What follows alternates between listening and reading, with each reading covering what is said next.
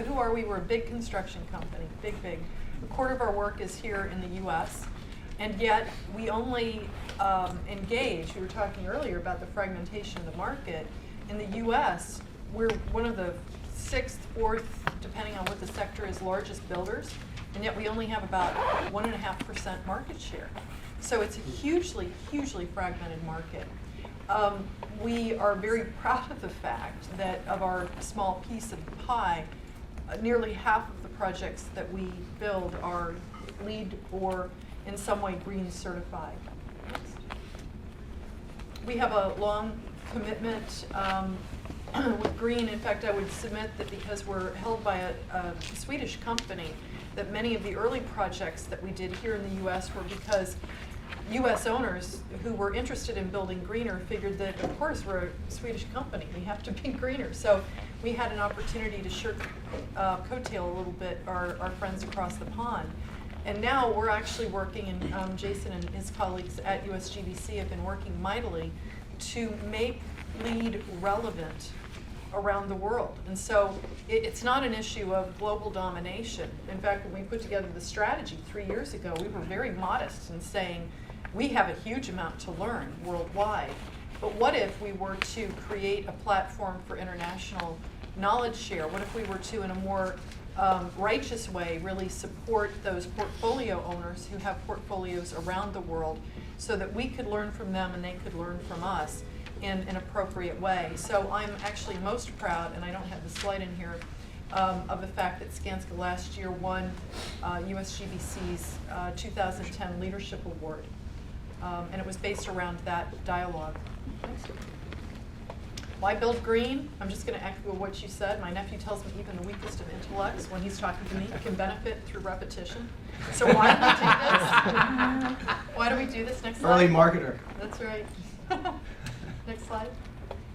Buildings are the biggest offenders. And next slide.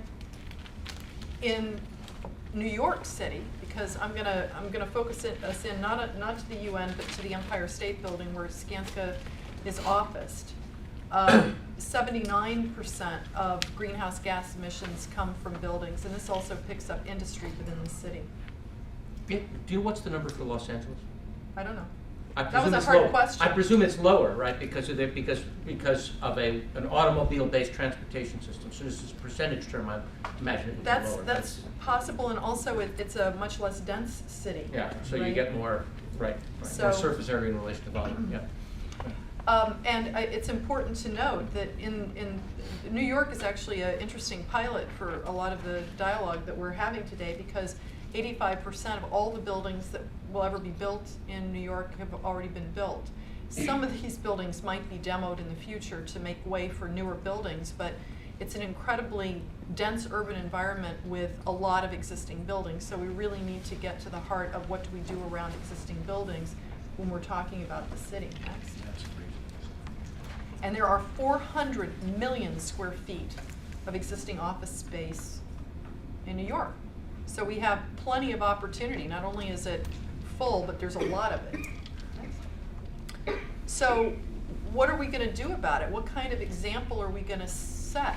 I'll tell you that within Skanska, when we were thinking about moving to the Empire State Building, there was a lot of discussion internally, and this is really an intentional slide sort of focused back on our leadership, because we got to the point where we had 3 Skanska offices that were sort of vying for who was going to get to LEED Gold. And we're talking now about LEED for commercial interiors, which is just the interior fit out of the space, not the core and shell, but just what any of you guys as tenants have control over. And Seattle was going for silver. Atlanta, which was the slow riser office in our entire portfolio, just because they were an old nasty space, said, wouldn't it be really cool if we laid the smackdown on those guys in Seattle, you know, this very mature uber green market, and we were to get gold? Well, they were going down that path, and Seattle found out, and so they managed to find 2 more points to get to gold. And so now here we had Atlanta and Seattle, and we're about ready to move into new space in New York. And of course, you know, nobody in New York has an ego, do they? Nah. So it was actually a really easy lever with our leadership to say, okay, what about if we were to go platinum? Next slide. the mission originally was to build out LEED Platinum for no additional cost. That bears repeating, no additional cost. Well, much of my career has been around doing analyses of what the cost commitment is to green the federal workplace, Battery Park City, right? A whole lot of different analyses, and you know, depending, that's a discussion for another day, but what I knew absolutely is that even the most mature developers haven't been able to get LEED Platinum for no additional initial cost. So, excuse me, I got kind of strategic with our leadership, and I said, well, what if we proved ourselves what we tell our clients, which is you have to sometimes make an investment today for the life cycle performance. What if we were to change the cost argument from initial cost to life cycle value? What if you were to say this can cost no more over the life of the 15-year lease? Next slide. So the first thing we did was to choose the right team, very important. Cook plus Fox, as you know, have built some of the icons of green here in the city. Why are they messing around with this little office fit out? Well, they had actually done our office fit out 7 years before in the space that we were moving from. And we had indicated that we wanted to partner with them. We also wanted to be very transparent in what we found in the comparison between our new space and our old space, and they were a little intrigued. So they agreed to do the design, but they did not want to be the marriage counselor in this relationship. So they said you need to work with a programmer, a planner who will help you figure out the kind of space that will best support your business. And of course, you know, our team was like, you know what we need this, and we need a little bit more storage space. The truth is that we hadn't thought about how we use the space. We had 3 nasty small conference rooms. One of them was actually a repurposed storage closet. We ended up, after Swanky Hayden got finished with us, with 11 meeting spaces that has actually transformed the way we work. Next slide. So how did we do this? First, we used what the building gave us. The Empire State Building, if you've ever gotten lost in trying to figure out what elevator bank you should go into, has something like 60 elevators. And that means that there's a lot of core space in the building. In modern offices that we develop in Washington, D.C., which is my home market, if you have a core ratio, the amount of core being 13%, that's usually what you're targeting, 13 to 15%. This is 50%. But what that means is that the space is actually a donut around the perimeter, which also means that you're closer to the perimeter of the building, so you have more access to natural light. Next slide.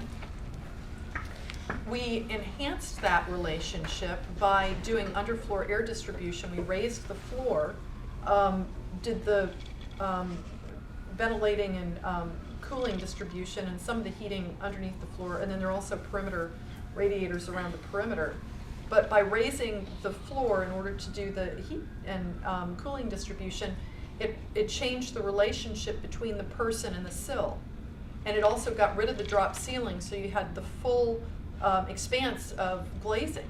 So we had something like 19% improved daylight and views, and a much higher floor-to-floor, which creates a very different relationship between you, light, air, and views. Next slide.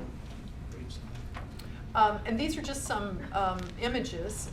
It has sort of a nice Scandinavian look to it. The Swedes really like that. It makes them feel at home. But it also creates an image of pride, next slide, and a space that is relatively flexible. We have office space, private office space around the core with glass partitions, so they also benefit from the light and views. And then in the 4 pods, which is what you see sort of in the foreground, we have relatively flexible space so that we can reposition the space as our needs change. And we have several different working groups within the company, and so as you walk around our space, you'll see that the configurations in the corner are quite different. Next slide. But here's the money shot. Okay, we love being in this space, but the bottom line is that compared to our other space on 136 Madison Avenue, adjusted for to normalize so that we have the same area considered and the same energy rate considered. So we're not, playing with the numbers here. 2 years in, we're realizing a 50% savings in energy. And this is just based on lighting and plug loads, because the heating is part of the lease, right? So we're not even taking advantage of a more robust heating and air conditioning system, or the improvement of the exterior shell of the building, which the building owner is now doing. This is before that. Next slide. And we're realizing a return on investment in less than 5 years. Remember the deal? It was 15. So what this means, next slide, Jason. I'll give you all the slides, by the way, so you don't have to write all this down, my friend. Is that the number that you see, net positive, we're saving nearly $500,000 by making that initial investment. $500,000. And for those of you guys that don't know, the construction industry, even though we're a big industry, the margins are really narrow. A good year in the construction industry is maybe 1.5% to 2%. Our stretch goal would be less than 2% right now. Don't publish that. But they're narrow margins, so if you can save money in your operating costs, it's tremendous. And what these slides don't show, I think, what is the next slide? This is a success slide where we're being awarded the platinum plaque. The guy who's handing the plaque off to our team is our CEO, Rick Fedrizzi. But the guy who's standing next to him, the tallest guy in that picture, is Tony Malkin, who is the owner of the Empire State Building. What we didn't realize in all of this was the incredible, we knew that it was the right thing to do. We figured that it would be fairly decent, a good thing to do for the brand. I mean, nobody's not going to like a LEED Platinum space. But what we didn't realize was that this was a great opportunity for Tony to say, hey, look, you can move into an old building and you can have a highly efficient space, and look at that. They proved it, right? And between that and being really transparent on the numbers, it's been a terrific opportunity to cross-sell. So I'll leave it there. Let me ask you a quick question about the point that you just made. One of the things that I've been hearing is that there is a premium paid by potential tenants for being in LEED buildings. That if I'm a potential tenant given a choice between a LEED Platinum or a gold building and a plain old ordinary building, I'll go there. You can get a rent premium and so on and so forth. So what you're really saying is that Malkin at the Empire State is saying, I can be up there. This is a competitive advantage for him in attracting tenants. Is that? Oh, absolutely. It's clear? It's competitive, and well, what a lot of people don't realize is that the Empire State Building was delivered to market right as the bottom was falling out of the world. The Depression. It was completed in 1929, right? So they're still trying to get a fair market. They're still trying to get fair market value. Honest to goodness, we are the second full floor tenant ever in the Empire State Building.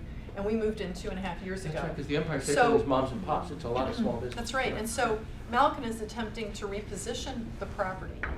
And think about, I don't know what he's negotiating with tenants today, but if you begin to think about it, if you can demonstrate that you pay less in cost to run your space because you make the upfront investment, and he can demonstrate that the cost of operating the space is lower because he's put in high performance glazing and he's done some insulation and a variety of things, then you can actually afford to pay more in rent because you're paying less in operating costs.